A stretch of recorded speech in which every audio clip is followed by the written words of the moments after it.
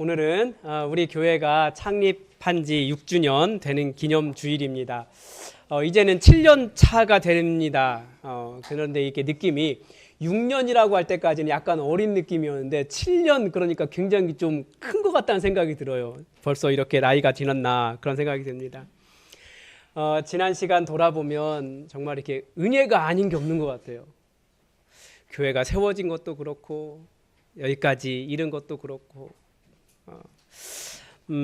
개인적으로는 예수품학교에서 사역할 수 있게 된 것도 너무나 감사하고 코로나가 굉장히 어려운 시기였습니다. 저와 저랑 비슷한 시기에 같이 담임 목회를 시작하거나 교회를 설립하신 분들 코로나 시기에 굉장히 어려웠고 그래서 제 주변에도 이제 그 문을 닫은 교회들도 있고 그렇습니다.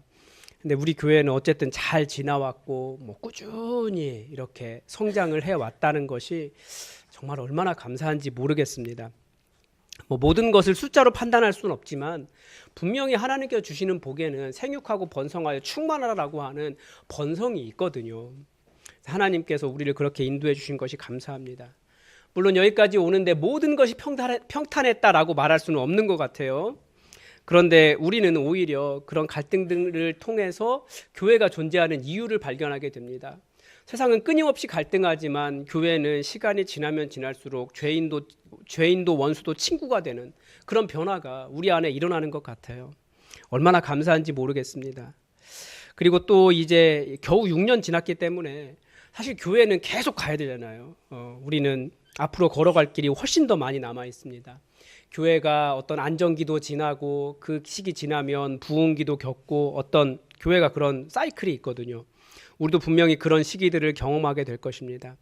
여러 가지 단기 목표도 있고 중기 목표도 있고 장기 목표도 있겠지만 그런데 가장 근본적으로 교회가 왜 존재하는가 우리 창립 기념 주일에 다시 한번 좀 생각해 보았으면 좋겠습니다. 그렇지 않으면 우리가 왜 여기에 존재하는가, 우리가 어떤 목표들을 향해 나아가거나 시간을 지나가면서 어떤 성장을 하는 그런 것만 기억하고 있으면 그러다가 우리가 명확하게 왜 부르심 받았는가 이걸 놓치면 좋은 조직이나 멋있는 건물이나 이런 거 갖출 줄 몰라도 교회로서의 본질을 상실할 수 있다는 것을 기억하셨으면 좋겠습니다. 여러분, 교회가 세워진 가장 근본적인 이유는 무엇입니까? 교회는 복음을 증거하기 위해 존재합니다. 그래서 교회의 존재 목적은 선교다 그렇게 이야기합니다. 복음을 증거하는 이유가 무엇이겠습니까? 우리가 부르심 받은 것이 그거예요. 우리는 하나님 나라 함께 만들자라고 하는 하나님의 초청을 받은 사람들, 하나님의 부르심을 받은 사람들입니다. 그래서 교회를 에클레시아, 부르심 받은 사람들이라고 부르잖아요. 무엇을 위해 부름 받았냐는 거예요. 수많은 사람들이 있는데 주님의 복음을 이 땅에 증거하고 복음을 증거해서 하나님 나라를 세워가는 그 하나님 나라를 함께 세워가는 동역자로서 부름을 받았다라는 것입니다. 그래서 우리는 그 예수님의 뜻대로 이 땅에 예수 그리스도의 충만한 교회를 세워 하나님 나라 함께 만들어가 보자. 이 세상을 하나님 나라로 변화시켜 가보자. 이 땅에 예수 그리스도의 충만함을 채워가자라고 부르심 받은 사람들입니다. 이것이 우리가 부르심 받은 근본적인 목표입니다. 그런데 이 일은 굉장히 치열한 영적 전쟁입니다. 그래서 우리는 이 치열한 영적 전쟁으로 부르심 받은 군인과 같습니다.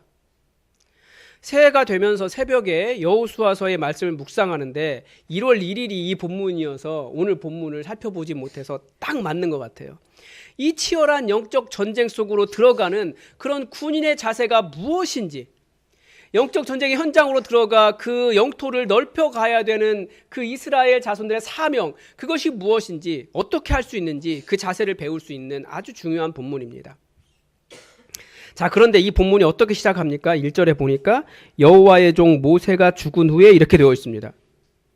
2절도 내 종 모세가 죽었으니 라고 시작하고 있습니다. 참 이해할 수 없는 내용이에요.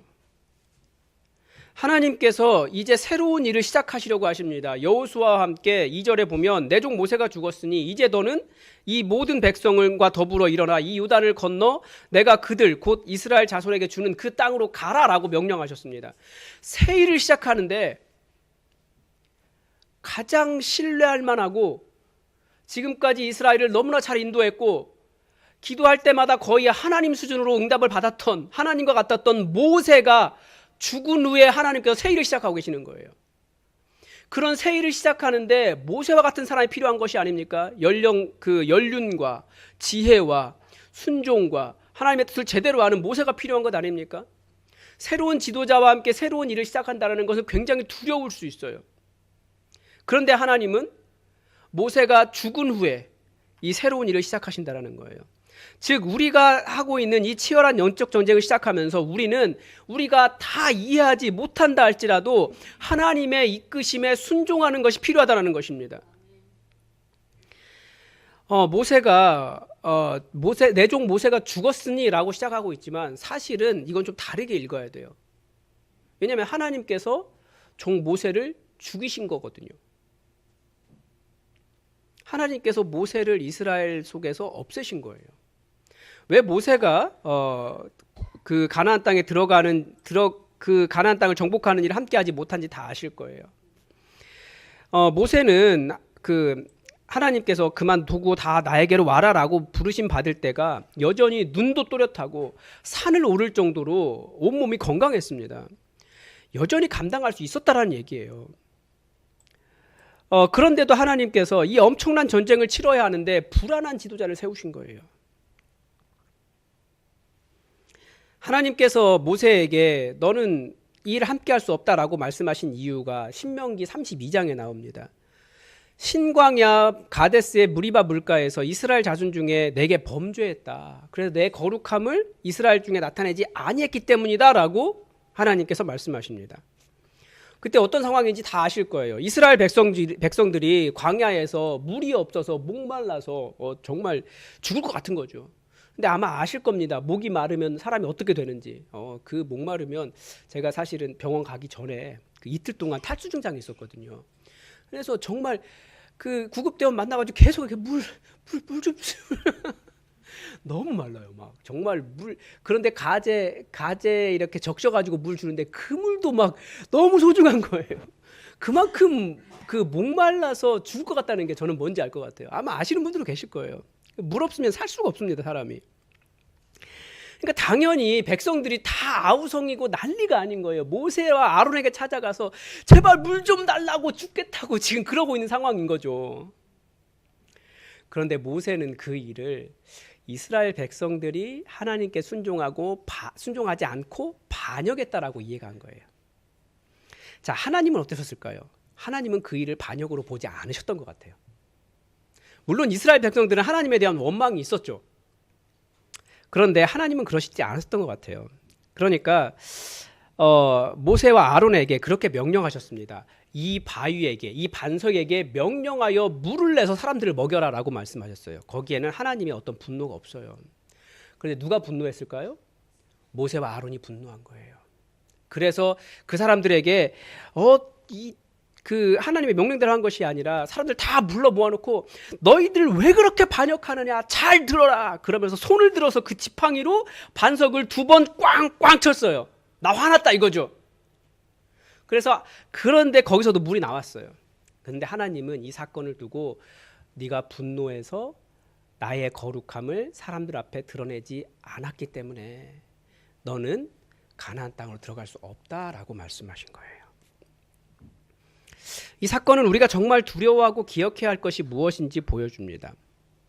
아무리 위대한 지도자라 할지라도 특히 교회 안에서 자기가 영광을 구하려고 하고 하나님의 거룩하심을 가로막는 그런 장애물이 된다면 사실 하나님의 백성을 인도할 만한 자격이 없다라는 거예요.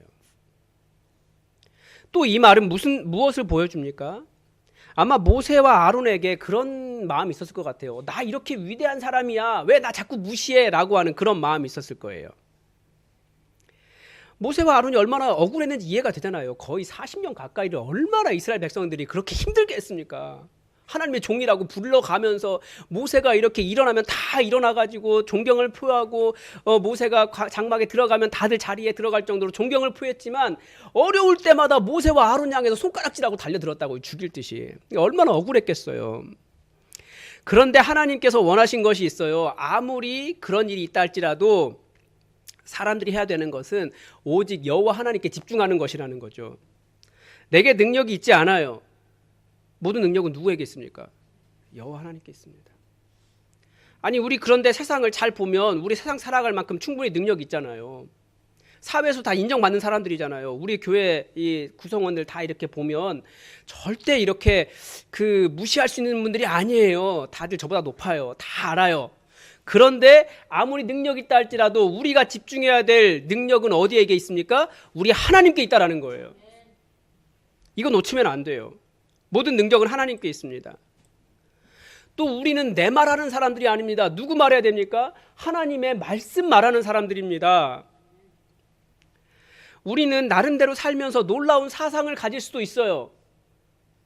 그런데 그런 모든 사상들보다 더 위대한 사상이 무엇입니까? 예수님께서 우리에게 가르쳐 주신 하나님 나라라고 하는 사상이에요. 내 나름대로 인생을 살아갈 때 이런저런 목표가 있을 수 있습니다. 그러나 우리에게 중요한 것은 하나님의 목표라는 거죠.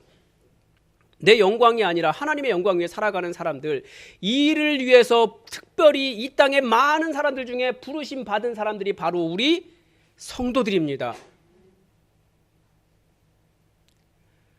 하나님 사도 바울이 사울 시절에 많은 사람들 그리스도인 잡으려고 이렇게 다메섹 도상으로 갈 때 거기에 많은 사람들이 있었잖아요. 왜 바울만 예수님의 음성을 듣고 왜 바울만 거기에 사도가 되었습니까? 많은 사람들이 있지만 하나님의 나라를 만드는 일을 함께 하자고 그를 불러서 따로 뽑아서 하나님께서 세우셨다라는 거예요. 이 땅에 많은 사람들이 있지만 왜 우리가 여기 앉아 있습니까? 하나님 나라를 위해서 특별히 택하여 부르심 받은 사람들이라는 거예요. 그렇기 때문에 우리의 목표와 우리의 사상과 우리의 말과 우리의 모든 것은 오직 여호와 하나님께만 매달려 있어야만 되는 것입니다. 근데 우리는 자꾸 흩어져요, 목표가.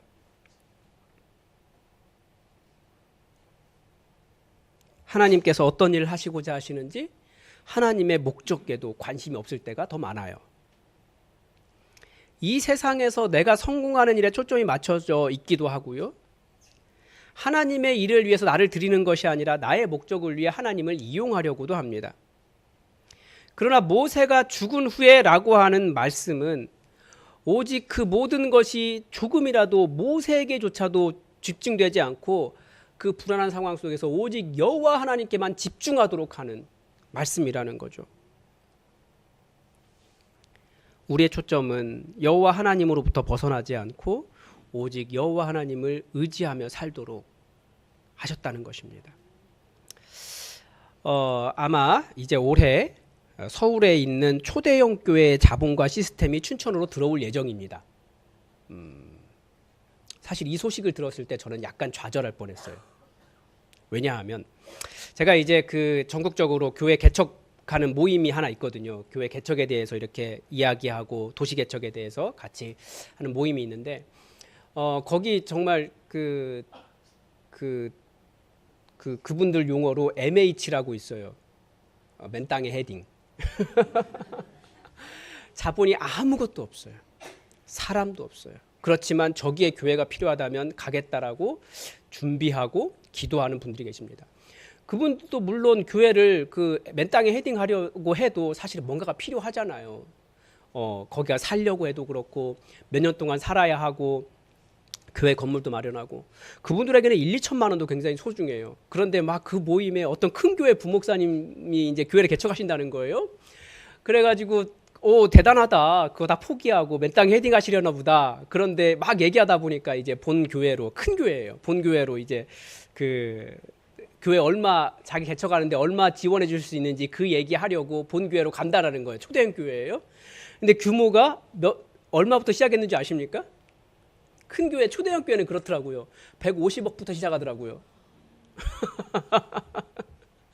그게 대형 교회의 자본과 시스템이에요. 엄청나게 큰 건물에 플랜카드, 대형 플랜카드 딱 걸어놓고 위대한 교회가 이 동네에 온다 이렇게 써놓으면 사람들이 거기로 가요. 어떤 사람들이 갈까요? 우리 교회가 위대해 보이지 않은 중소형 교회의 교인들이 거기 가요. 그러니까 그런 자본과 시스템의 힘을 절대 무시할 수 없거든요. 그러니까 좌절할 뻔했어요. 그런데 이 말씀을 다시 보면서 그 가나안 전쟁을 수행하는데 모세가 필요하지 않나? 라는 생각을 하는 것이 우리에게도 자본과 시스템과 엄청난 무엇인가 있어야 되겠습니다 라고 말하는 것과 똑같다라는 거예요. 교회를 세우는 일, 이 영적 전쟁을 하는 일에 누가 필요합니까? 하나님이 필요한 겁니다. 우리에게 모세가 있어야겠습니다 라고 우리도 말하고 싶을 거예요. 그러나 그게 아니라 하나님이 필요합니다. 하나님께서 이스라엘을 선택하신 이유가 무엇입니까? 하나님이 분명하게 그렇게 말씀하세요. 내가 너희를 선택한 이유는 너희가 거대한 민족이거나 놀라운 군사력이 있거나 엄청난 자본이 있어서가 아니다. 너희가 모든 민족 중에서 지극히 작았기 때문이다. 아무런 능력이 없어서 하나님의 도우심 아니면 살아날 수 없는 사람들이었기 때문이다. 그러나 내가 너희의 기도를 듣고 너희와 가까이 하였고 너희에게 이렇게 응답한 민족이 없다. 그게 하나님께서 이스라엘을 선택하신 이유라는 거예요.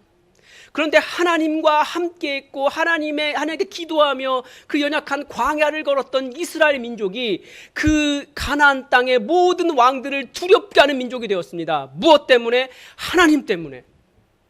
우리도 여전히 이 자본주의 시대를 살면서 필요하다는 것이 많이 있어요. 돈도 필요하고 뭣도 필요하고 더 무엇인가를 갖춰야 될 것 같고. 그게 중요한 게 아니에요. 승리를 주시는 분은 여호와 하나님 그분이십니다. 그래서 그런 주변의 강대국들을 볼수록 자본과 시스템과 여러 가지로 우리에게 크게 일하는 사람들을 볼수록 우리는 더 누구에게 집중해야 됩니까? 여호와 하나님께 집중해야 됩니다. 승리하게 하시는 분, 그 땅을 정복하게 하시는 분, 우리 하나님이시기 때문에 그렇습니다. 뭐 그렇다고 모세나 여호수아를 무시해도 된다 이런 말은 아닙니다. 그건 지도자들을 세우신 하나님의 질서를 무시하는 것과 똑같습니다. 우리는 또 한 해 살아갑니다. 우리에게 하나님께서 정해주신 목표가 있어요. 나름대로. 그런데 우리도 영혼 구원하여 제 삼는 교회 이렇게 외치지만 사실 그렇게 될지는 몰라요. 왜냐하면 교회는 성령님께서 인도하시기 때문에 우리는 이렇게 정했지만 하나님은 우리를 어디로 인도하실지 몰라요. 그런데 그 길 따라가는 게 가장 좋은 길이에요. 내가 정한 대로 안 된다고 하나님 원망하면서 하나님 왜 이것도 안 되고 이것도 안 되고 이것도 안 되고 그러십니까? 원망할 게 하나도 아니에요. 성령님께서 인도하시고 그 인도 따라 잘 가고 있으면 그러면 된 겁니다. 그래도 우리 영혼 구원하여 제 삼는 것이 분명히 우리의 목표입니다. 교회의 존재 이유예요. 그런데 하나님께서 이 여호수아가 승리할 수 있는 방법을 가르쳐 주시는데 이게 굉장히 독특합니다. 그 방법이 어디에서 나오냐면 5절에서 9절 사이에 나옵니다. 예전에도 그런 말씀 드린 적 있어요. 성경은 암송하도록 기록되어 있기 때문에 독특한 구조를 가지고 있습니다. 이렇게 수미상관에 이렇게 뭐 교차구조 뭐 그런 것들이 있는데, 자 우리 보면 5절과 9절에 같이 들어있는 말씀이 있습니다. 어떤 말씀이 있습니까? 내가 너와 함께 하겠다라고 하는 말씀이 들어있습니다. 자 그럼 그 안쪽에는 뭐가 들어있을까요? 6절과 9절 앞부분에 강하고 담대하라라고 하는 말씀이 있어요. 그러니까 하나님께서 함께 하시면 강하고 담대해야죠. 자, 하나님께서 함께 해주셔서 강하고 담대하면 어떻게 되겠습니까? 7절과 8절 하반절에 보면 하나님께서 형통하게 해주신다는 말씀이 있습니다. 그리고 그 한가운데 뭐가 있습니까? 8절 전반절에 이 율법책을 내 입에서 떠나지 말게 하며 주야로 그것을 묵상하여 그 안에 기록된 대로 다 지켜 행하라. 즉 하나님께서 함께 해주시고 하나님께서 함께 해주시기 때문에 강하고 담대하고 그래서 형통하는 그 삶의 중심에 뭐가 있는 거예요? 이 말씀을, 이 율법책을 내 입에서 떠나지 말게 하며 주야로 그것을 묵상하여 그 안에 기록된 대로 다 지켜 행하라.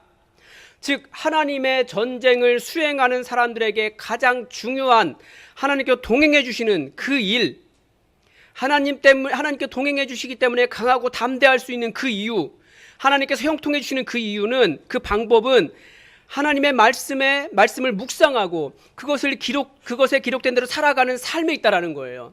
즉 하나님의 말씀에 매어 있을 때 우리는 영적 전쟁에서 승리할 수 있습니다. 그리스도인들의 영적 전장, 그것은 실제 삶 이전에 하나님의 말씀에 매달려 있는 삶이 결정한다라는 거예요. 아니 우리 생각에 하나님의 말씀이 먼저입니까? 아니면 지금 눈앞에 와 있는 대적과 싸우는 게 먼저입니까? 하나님의 말씀이 먼저라는 거예요. 그래서 보면 이스라엘 자손들 뭐예요? 이제 내일 본문인데 내일 본문에 가면 이제 요단강 딱 건너가지고 적군이 바로 눈앞에 있어요. 근데 그 앞에서 뭐 합니까? 할례해요. 할례하면 며칠씩 일주일 가까이 움직이지를 못하잖아요. 군인들이. 적군이 눈앞에 있는데. 뭐가 더 중요한 거예요? 말씀이 중요한 거예요. 그리스도인에게는 그렇습니다. 마음이 급할 수 있어요. 그렇지만 더 중요한 건 뭡니까? 말씀이에요. 하나님께서 주시는 복을, 그 언약을 얻을 수 있는 자격은 말씀에 매어 있는 하나님의 사람들이 얻는다라는 거죠. 우리는 승리하기 위해서 자꾸 현장으로 가라고 이야기하고 거기서 승리해야 된다고 말하지만 이 승리는 하나님께서 주시는 거기 때문에 말씀과 함께 먼저 승부를 보셔야 돼요. 말씀을 읽고. 그래서 올 한 해 여러분 말씀 열심히 읽으십시오. 말씀 열심히 묵상하십시오. 그리고 그 말씀대로 살아가십시오. 그렇지 않으면 우리가 얻는 승리가 하나님 나라를 만드는 승리가 아니라, 우리가 부르심 받은 하나님 나라의 승리가 아니라 내가 원하는 내 목표를 이루는 세상 나라밖에 되지 않아요. 하나님은 이스라엘에게 승리를 주시는 분도 하나님이시고, 그 승리가 사명의 완성이 절대 군사력에 달려있지 않고 하나님의 말씀에 달려있다는 것을 가르쳐 주시는 것입니다. 여러분, 그래서 우리 아마 다 아시겠지만 그 1-2년, 지난 2년 동안 성경 읽어진에 열심히 했어요. 그 성경 읽어진에 그냥 통독한 것이 아니라 배우면서 통독하니까 은혜가 훨씬 달라졌고 삶의 은혜를 받고 변화를 경험하신 분들도 많이 계십니다. 겸손하게 하나님의 말씀에 귀 기울이고 그 말씀 살아내려고 노력할 때 우리 실제 삶의 현장이 그 영적 전쟁이기 때문에 변화되는 것을 많이 경험하셨을 거예요. 그래서 그 성경이 읽어진에 안 하신 분들은 올해 또 열릴 거니까 열심히 참여하십시오. 아멘.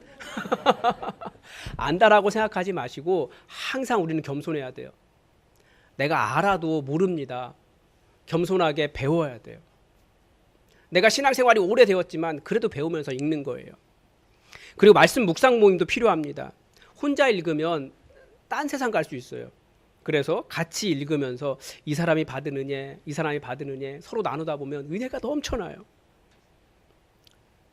말씀은 분명히 가르쳐줘요. 우리가 갈 길도 가르쳐주고 잘못된 길도 그게 틀렸다고 가르쳐주고 다시 돌아올 수 있는 길도 가르쳐주시고 우리를 회복시켜주시고 우리를 살게 하는 것이 하나님의 말씀입니다. 그래서 올 한 해 여러분 영적 전쟁, 여러분 걸어가는 영적 전쟁에 승리하시려면 말씀에 매달린 삶이 되시길 바랍니다. 올 한 해 우리는 가장 근본적인 명령인 영혼 구원하여 제자 삼는 사역을 하려고 합니다. 이건 영적 전쟁이에요. 단순히 교인 늘리려고 하는 게 아니에요. 사람들을 교회로 데려다가 영혼 구원 앉혀놓는다고 영혼 구원이 되는 것이 아닙니다. 교회에 왔으면 사람들의 가치가 변화해야 됩니다. 세상의 가치, 세상의 사상, 세상의 목표가 되어 있는 사람들이 하나님의 말씀으로 가치가 변화되어야 하나님 나라가 그들에게 시작되는 것입니다. 그런 교육도 필요해요. 그런 일도 하려고 하고요. 그분들이 다시 영혼을 구원하여 제자 삼는 사역자로 세우는 일도 필요합니다. 올 한 해는 그런 일 하려고 해요. 그런데 이런 근본적인 교회의 근본적인 제자 삼고 제자 되고 제자를 다시 세우는 사역은 목사에게만 주어진 사명이 아니라는 거죠. 우리 모두가 다 그 일로 부르심 받았어요. 함께 하셔야 됩니다.